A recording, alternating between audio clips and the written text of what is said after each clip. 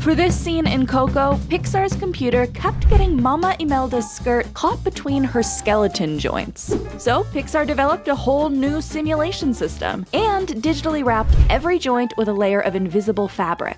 Every single Pixar movie has pushed the boundaries of 3D animation with detailed work like this, from lighting food with 2 light sources to simulating realistic fur. Let's pick up where we left off in part 1, with Merida's realistic-looking locks in Brave. Merida had a lot of hair. If you unwound a strand of it, it would measure 4 feet in length. But the simulation tech hadn't yet tackled the unique physics of curly hair, where each curl has a spring-like structure, but the overall movement of the hair is light and soft in a way that seems to defy gravity. Pixar's first step was to build Merida's hair in layers, each with a different tightness of curl to get that natural-looking variation. The team then spent 3 years developing a special simulator called Taz that'd be powerful enough to handle the 1,500 hand-placed curls on Merida's head. Taz accounted for all the interactions between different strands while making sure that every curl held its shape. The system also changed the effect of gravity on Merida's hair, using a gravity coefficient closer to the one on the moon than the one on Earth. With a lower gravity, the hair could keep its mass, but flow and bounce in a natural way. To give the hair its softness, the lighting team used a mix of subsurface scattering and colored shadows to imitate the complex way curly hair scatters and transmits light. It took 2 months just to nail the hair in this scene, when Merida pulls back her hood to reveal the full volume of curls. But that work set the stage for Pixar to represent all hair textures on screen in the future. In Cars, Pixar used ray tracing in small doses to create reflections and shadows in dynamic scenes with lots of shiny vehicles. But for the vast majority of shots, Pixar's artists still built reflections and mapped out shadows by hand. That changed with Monsters University. The lighting team wanted more time to focus on the artistic rather than the engineering side of lighting, like creating new scare lights for scary monster scenes. To streamline the process, the goal was to ray trace pretty much everything. All the shadows and light refractions, even the reflections in a character's eye. This required an overhaul of the lighting system the studio had used since the first Toy Story. Pixar built a new system called Global Illumination that modeled the natural distribution of light in a scene, all based on real-world physics. Now, every time an artist placed a light source in a shot, the computer would know how that light would travel and interact with other elements, and it would simulate the resulting bright spots, shadows, and reflections. Global illumination became the default lighting system for every Pixar movie, making Pixar's light more closely resemble the kind we see in real life. But this model didn't account for more fantastical scenarios, like we'd see in Inside Out. Joy, the main character of Inside Out, is supposed to resemble a star. She's made up of glowing particles that radiate off her skin. This character had to shed warm, yellow-blue light wherever she appeared in a scene. And the light had to track with her bouncy movement, which wasn't easy since she's literally a ball of energy. So Pixar's RenderMan team came up with an effect they called geometric area lights, or geolight. This tool allowed lighting artists to select a character model and turn it into a mobile light source. That way, Joy's light could travel with her. If she walks up to a prop, she projects her glow on it. And she casts light onto other characters too, like this pivotal scene with Sadness. Her light was also accurate to her body structure. For example, when she picks something up, we see the light emanate through her fingers. This made the outward glow look more believable, taking Pixar's lighting system yet another step forward.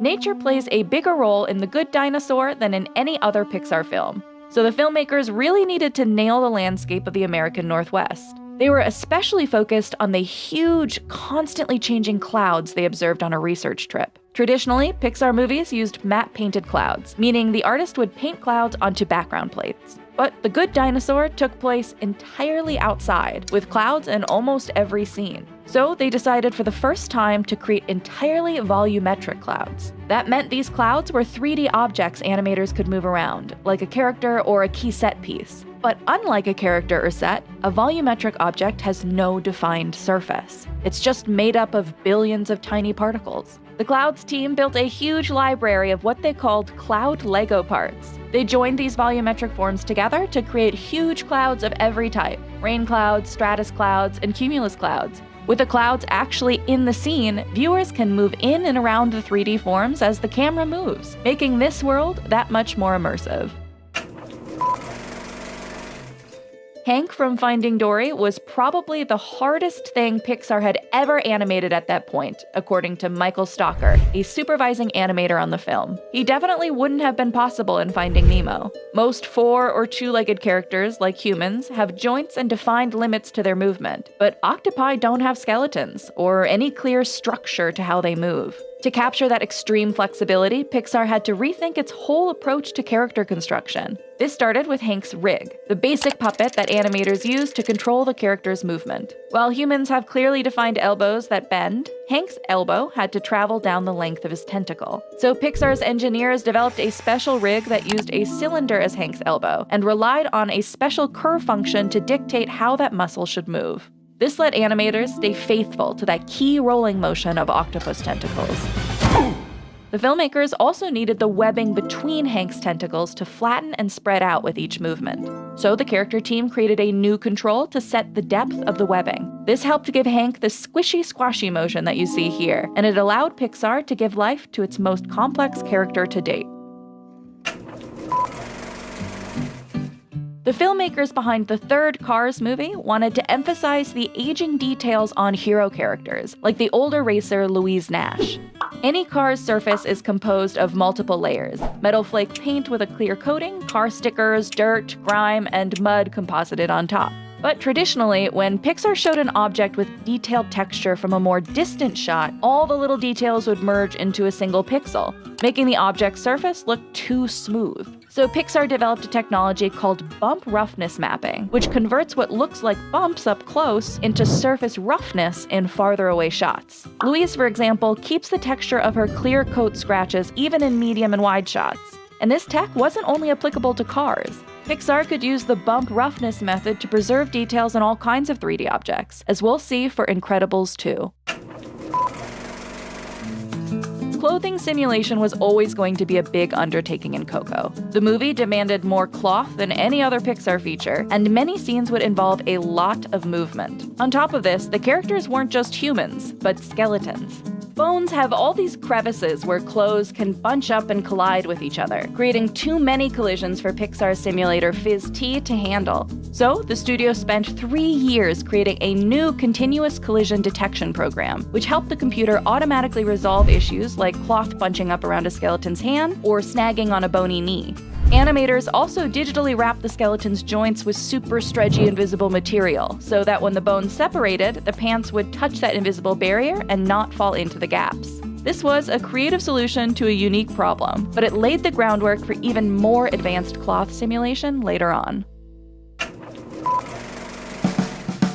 Fashion was also a big part of The Incredibles, but in the first movie, the characters' suits weren't actual clothing. They were patterns shaded onto the characters' bodies, which is why in some shots, the fabric behaves more like skin, and The Incredibles logo stretches out in unrealistic ways. For the second movie, the filmmakers wanted their clothing to work better with the extreme movements of characters like Elastigirl. That began with constructing actual digital garments that sat on top of the character's skin, like normal clothing.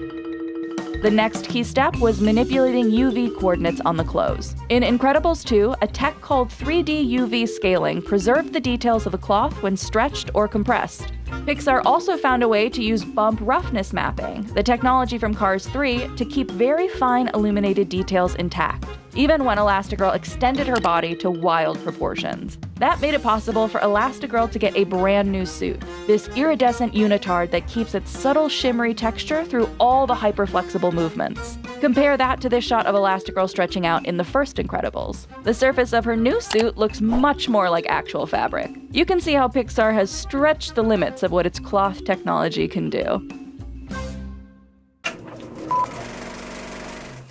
The fourth Toy Story brought up issues of scale, thanks to all the scenes set in the antique store, and thus all the toys. There were over 10,000 antiques in this store, and Pixar had to find a way to program each and every one with varying levels of wear and tear. Animators tackled this challenge by assigning 3 different ages to the antiques: fairly new, moderately aged, and extremely aged. The computer then gave the items surface details that fit those ages, from micro scratches on china platters to wear and tear on old rugs. The ability to add detail to so many different objects is what gave the world of Toy Story 4 its visual complexity and appeal. Pixar has had its share of unique characters, but Dad from Onward is made up of only a pair of legs. The rest of his body is just stuffing, with a sweatshirt, vest, and gloves thrown over it, which made it difficult to animate. Dad's legs could be rigged and animated like a traditional character, using reference footage filmed in front of a green screen. But his upper half had no skin or structure underneath it, so it called for simulation, not animation, in many shots. The arms, for example, just had to flop around, a movement that's more believable when simulated. So the filmmakers developed a hybrid simulation animation rig for Dad. With this rig, animators could manipulate Dad's lower half like they usually would, but the simulation team controlled everything above the belt when needed. The movement of Dad's stuffing was based on a volumetric sim, a simulation for something with volume, while the clothes on top of the stuffing were largely controlled with standard cloth simulation. Pixar also improved the interaction between volumetric sims and cloth sims, so that if you pushed on Dad's clothing, the stuffing would get squished believably, and vice versa. If you pushed on the stuffing, the clothing would move out of the way. The hybrid rig improved the relationship between separate simulations, and ultimately it showed how simulation and animation could join forces to create realistic movement on an unrealistic character. Pixar needed to make its musician characters play instruments, most notably Joe, who had to go through the complicated, rapid motions of playing the piano.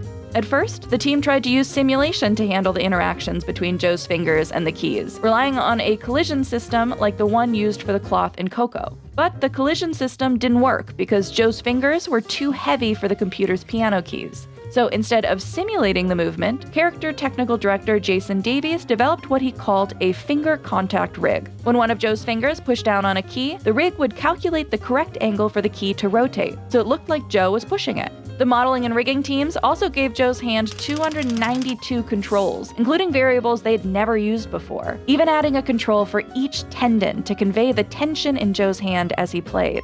This level of hand and wrist control made his performances look passionate and convincing on screen, with a level of realism that pushed the boundaries of human movement and animation. Luca is a coming-of-age story about a sea monster who can transform into a human, and the filmmakers needed to show this transformation in a fluid way. They also wanted to give animators the power to dictate all the details of that change, such as where the transformation begins and the speed at which it happens. Before, adjustments to those kinds of details would have to go through animation, then go to the effects team, and only then would animators get to see how it all looked after rendering. But for Luca, they created a transformation rig, so animators could fine-tune the different aspects of the change one by one and see the result right there in front of them.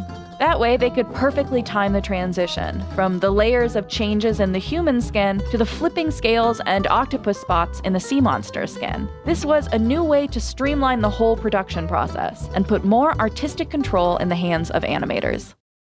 After all, Pixar views technology first and foremost as a storytelling tool. Whether creating a new kind of light to better convey a character's emotions, or rethinking cloud models to give audiences a stronger sense of place, Pixar's technical innovations have always served its stories first. And that's the key to the studio's record of creating both groundbreaking innovations and beloved movies.